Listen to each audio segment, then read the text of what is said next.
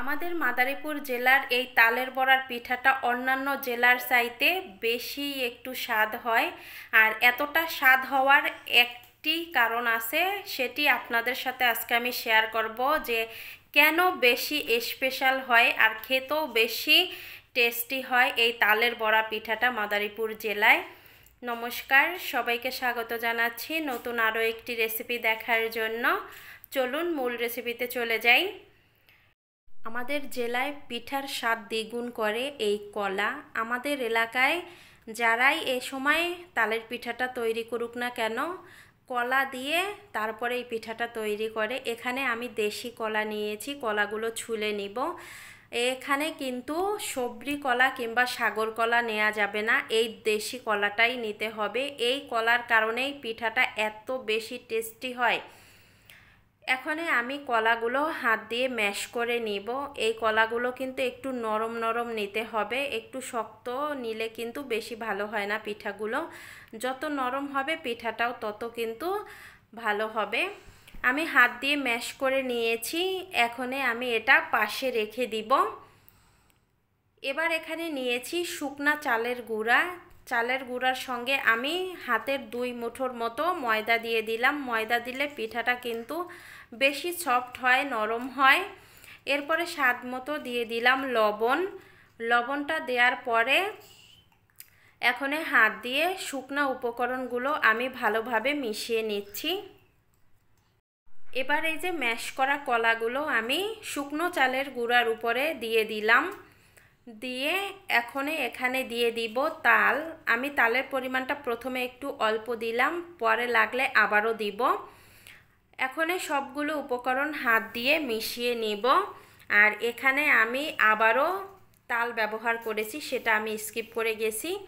এবার এখানে দিয়ে দিব নারকেল কোড়ানো। আর নারকেল কোড়ানো দিলে এই পিঠার টেস্ট কিন্তু আরও বেড়ে যায়। আপনারা অবশ্যই চেষ্টা করবেন একটু নারকেল কোড়ানো দেওয়ার জন্য। নারকেল কোড়ানোটা দেওয়ার পরে আবারও আমি ভালোভাবে একটু মাখিয়ে নিয়েছি। এবার মিষ্টির জন্য দিয়ে দিলাম চিনি। আমরা যেহেতু মিষ্টিটা একটু বেশিই পছন্দ করি, এজন্য চিনির পরিমাণটাও একটু বেশি দিলাম।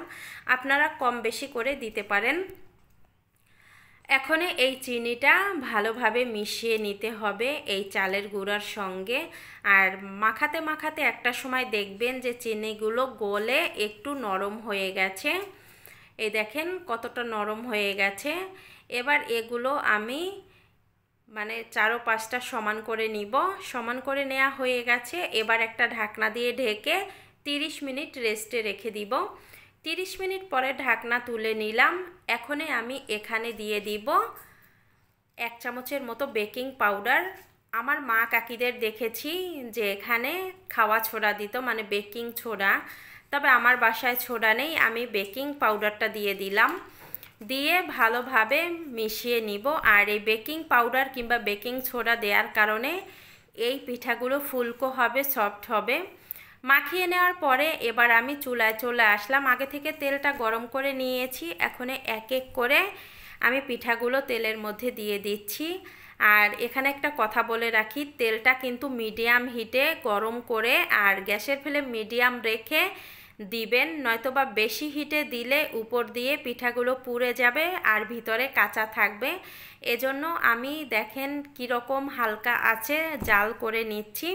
এতে করে পিঠাগুলো একেবারে ভিতর থেকে সেদ্ধ হয়ে খুব সুন্দরভাবে কুক হয়ে যাবে। এখন আমি এক এক করে পিঠাগুলো উল্টিয়ে দিচ্ছি। উল্টিয়ে এপাশ ওপাশ করে ভাজি করে নিয়েছি। এখন সুন্দর একটা কালার চলে এসেছে। এবার আমি তেল থেকে পিঠাগুলো নামিয়ে নিব। আর এই পিঠাটা আমি সত্যি বলছি এতটা মজার হয়, আপনারা বাসায় একবার হলেও ট্রাই করে দেখবেন যে কতটা টেস্টি হয়। সবগুলো পিঠা আমি একইভাবে তৈরি করে নিয়েছি। আমার এখানে 1 গামলা পিঠা হয়েছে। আর কতটা নরম হয়েছে সেটাও আমি আপনাদের একটু দেখাচ্ছি। একেবারে নরম তুলতুলে হবে এই পিঠাটা, আর খেতে জাস্ট অসাধারণ অসাধারণ হবে। আজকের ভিডিওটা আমি এখানে এন্ড করলাম। সবাই ভালো থাকবেন।